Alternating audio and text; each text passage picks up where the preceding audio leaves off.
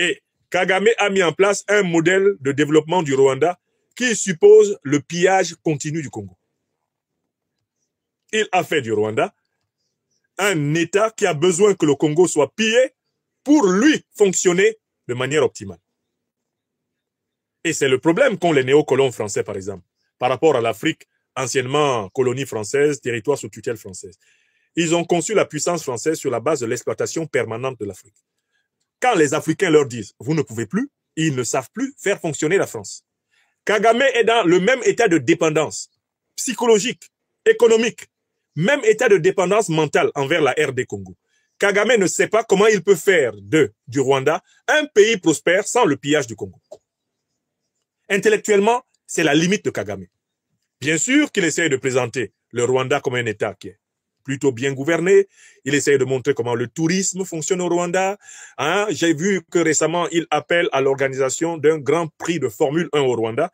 Il essaye de montrer que le Rwanda existe en lui-même et pour lui-même. Mais en réalité, le fond de la richesse que revendique le Rwanda est constitué par le pillage du Congo. Et cette espèce d'hypocrisie, elle est très répandue dans l'élite politique rwandaise actuelle. Kagame a réussi à faire penser une bonne partie des cadres qui l'accompagnent dans cette aventure contre le Congo, à leur faire penser que c'est normal, à leur faire penser que l'action que le M23 mène au Congo est une action légitime. J'ai même entendu dans certains milieux de l'élite au pouvoir au Rwanda dire que à l'époque des royaumes, le Kivu actuel appartenait au royaume du Rwanda. Ils ont même fabriqué une mythologie dans laquelle des parties entières du territoire congolais actuel, ils disent que ça leur appartenait avant la pénétration des Belges et des Allemands. Et ils racontent cela le soir à leurs enfants. Ils se mettent à faire croire à leurs enfants que le Congo, là, le territoire congolais qu'ils sont en train de piller avec le M23, aurait appartenu à leurs ancêtres avant. Et que ce sont les Belges, les Allemands, les Français qui ont arraché cela pour donner ça aux Congolais. Ils sont en train de réécrire l'histoire. Et ils sont en train de préparer des générations qui pourraient malheureusement se retrouver dans des logiques génocidaires à cause des mensonges que leurs parents leur ont racontés. Il y a maintenant, de plus en plus dans des milieux, j'entends certains de mes frères et sœurs rwandais, certains, ils ne sont pas les plus nombreux, dire que le territoire congolais du Kivu, là, dans lequel le M23 est en train de voler, que ça a appartenu à leur plus ancien royaume. Les Museveni ont élaboré la mythologie de l'empire Hima, un empire qui aurait compté le Kivu parmi ses possessions. Et ils sont en train de raconter cette histoire fausse à leurs enfants. Ils sont en train de la répandre dans la presse rwandaise, dans la presse ougandaise, de faire croire aux jeunes générations de Rwandais ou d'Ougandais que le Kivu leur appartient. Qu'en fait, ce sont les Occidentaux, les colons occidentaux, qui ont attribué injustement le Kivu à la République démocratique du Congo. Vous vous rendez compte de l'abomination que c'est? C'est juste incroyable. Ils montent de toutes pièces une légitimité historique du Rwanda sur le Kivu, une légitimité historique de l'Ouganda sur le Kivu qui n'a jamais existé. Dans aucun livre d'histoire sérieuse, dans aucune reconstitution sérieuse de l'histoire des Grands Lacs, le Kivu n'a appartenu au Rwanda. Le Kivu n'a appartenu à l'Ouganda. Et qui plus est, les Nations Unies font fonctionner aujourd'hui tous les pays sur les frontières héritées de la colonisation. Mais si tout le monde se met à déplacer ses frontières en fonction de telle histoire que chacun a inventée chez lui, mais c'est la guerre civile généralisée sur le continent africain. C'est la guerre civile généralisée sur le continent africain. Si chacun s'amuse à déplacer les frontières en fonction de l'histoire qu'un tel raconte, sans même le moindre début de preuve. Donc, je voulais attirer l'attention des Africaines et des Africains sur le fait que j'avais déjà dit que les médiations entre Tshisekedi et Kagame sont vouées à l'échec, tant que le paradigme de la situation politique congolaise n'est pas changé. Quel est le paradigme? Et je conclus par là. Mais écoutez, le régime de Kagame et le régime de Tshisekedi ont les mêmes maîtres néocolonialistes et impérialistes occidentaux. Dans ces conditions, ces deux régimes sont condamnés à s'affronter dans l'intérêt de leur maître commun. Ces deux régimes ont les mêmes maîtres néocolonialistes et impérialistes occidentaux. L'affrontement entre l'armée rwandaise, à travers le M23, et l'armée congolaise, les FARDC, a été organisé sciemment par les grandes puissances néocolonialistes et impérialistes qui sont les parraines du Rwanda et de la RDC actuelle. Si vous n'avez pas élevé votre compréhension à ce niveau, vous ne pouvez pas envisager une solution pour notre peuple en souffrance en République démocratique du Congo. Faites la liste des parrains du Rwanda de Kagame et faites la liste des parrains de la République démocratique du Congo de Tshisekedi. Vous vous rendrez compte que ce sont les mêmes. Ces deux pays sont parrainés par la puissance anglo-américaine. Ces deux pays sont parrainés par l'OTAN. Ces deux pays sont parrainés par Israël. Ces deux pays sont parrainés par l'Union européenne. Ces deux pays sont parrainés par la France. Ils ont strictement les mêmes parrains. La Belgique, les mêmes parrains. Or, les parrains n'ont pas intérêt à ce qu'il y ait la paix entre le Rwanda et le Congo. Parce que s'il y a la paix entre le Rwanda et le Congo, les matières premières congolaises seront vendues à un prix très élevé. Mieux, elles seront transformées sur place au Congo, un peu comme le Mali, le Burkina et le Niger sont en train de le faire. La République démocratique du Congo va s'industrialiser. Elle va raffiner tout son or sur place, transformer son cuivre sur place. La République démocratique du Congo va transformer son diamant sur place, préparer son uranium sur place. Elle va transformer son lithium sur place. On ne veut pas de ça. Voilà pourquoi on organise et on attise la guerre entre le Rwanda et la République démocratique du Congo afin que l'instabilité profite au pillage. Voilà le modèle.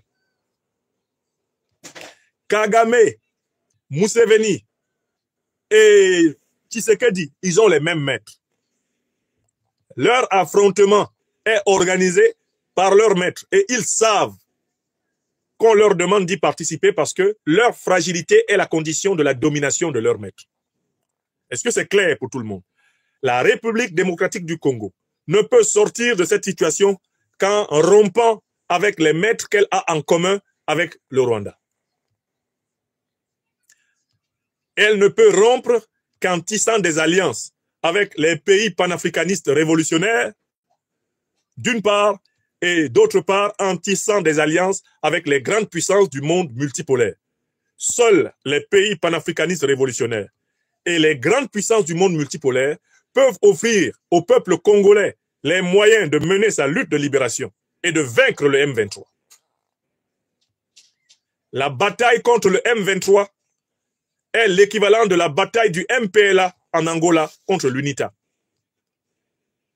et le pouvoir raciste sud-africain de l'apartheid. La défaite du M23 sera la défaite du Rwanda. Quand le M23 perdra la guerre en République démocratique du Congo, Kagame perdra le pouvoir à Kigali. Exactement comme lorsque l'UNITA et le régime de Peter Botha ont perdu en 1987 la bataille de Kwito-Kwana Valley en Angola, le régime de l'apartheid s'est effondré en Afrique du Sud et Savimbi a fini par être éliminé. Je vous le dis en vérité, la défaite du M23 signifie la fin du régime de Kagame à Kigali. Car le M23, c'est le couteau de Kagame. Sans le M23, Kagame n'est plus rien. Il perd le pouvoir au Rwanda et il le sait.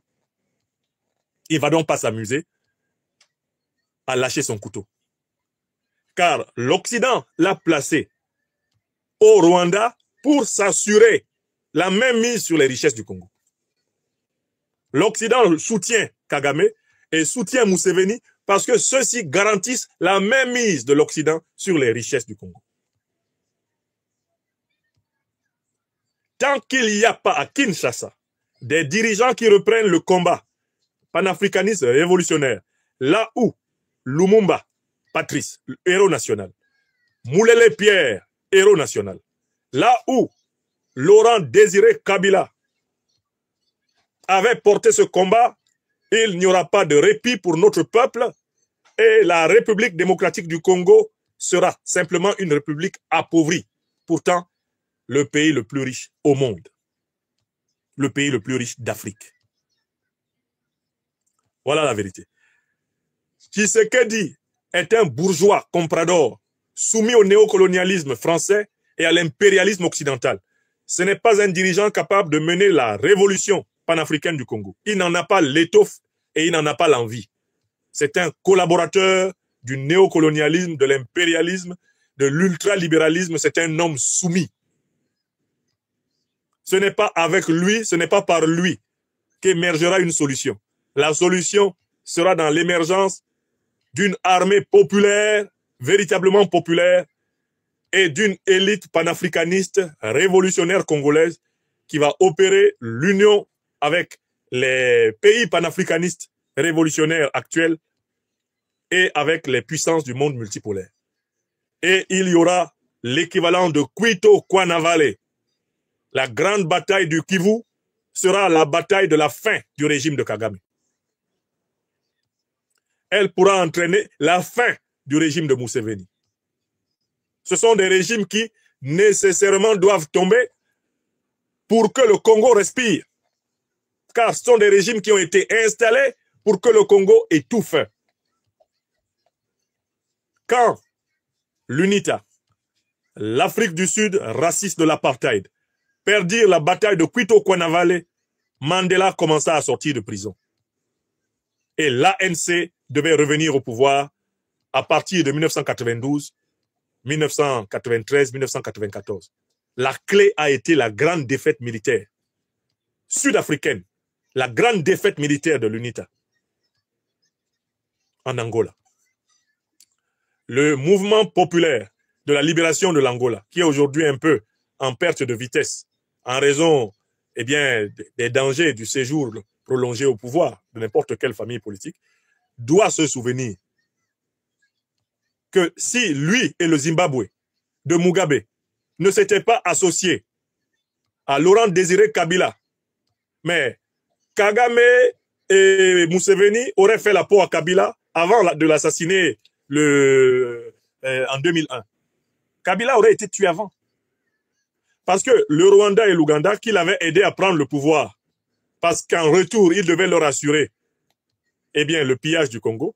Quand Kabila a retrouvé ses habits de lumumbiste, ses habits de patriote révolutionnaire panafricaniste, et qu'il a fait volte-face contre ses anciens maîtres de l'AFDL, rwandais et ougandais, mais la tête de Kabila a été mise à prix à Kigali. Et c'est un soldat proche de Kigali, un soldat à la solde de Kigali qui a abattu Kabila dans son bureau en 2001 à Kinshasa. J'espère que vous le savez. C'est un soldat au service du Rwanda qui a tué Kabila. Tout le monde sait que l'assassinat de Kabila a été télécommandé depuis Kigali. Là-dessus, il n'y a pas de doute, il n'y a pas de débat. On sait à qui le crime a profité. N'est-ce pas? Donc, aujourd'hui, la grande question qui se pose à la République démocratique du Congo, c'est l'émergence d'une véritable élite panafricaine révolutionnaire dans l'armée et dans la classe politique. Tshisekedi n'est pas à la hauteur. Tshisekedi va essayer de gagner du temps et de l'argent. Il va essayer de traîner à la tête de l'État. Il va essayer de se contenter du Congo pillé, du Congo divisé, en utilisant de temps en temps un nationalisme superficiel. Parce qu'en fait, ce n'est pas l'homme, il n'est pas capable des décisions en profondeur. Même quand il esquisse un pas vers la Fédération de Russie, ce n'est pas un pas décisif. Tu ne peux pas combattre le terrorisme en t'appuyant sur les puissances qui l'ont installé chez toi. Tu ne peux pas combattre le néocolonialisme et l'impérialisme en étant gardé par les mercenaires de la France-Afrique. Impossible. Tu ne peux pas. Donc Tshisekedi n'est pas capable d'aller dans la profondeur des choses. Le Congo est bloqué parce qu'il n'a pas un leader panafricain et révolutionnaire. Parce qu'il n'a pas une organisation panafricaine et révolutionnaire au pouvoir. Parce que les forces panafricaines et révolutionnaires de l'armée congolaise ne sont pas celles qui sont aux manettes du Congo. Et parce que les alliances panafricaines révolutionnaires se sont affaiblies. Voilà la situation. Et je viens au dernier sujet de cette émission.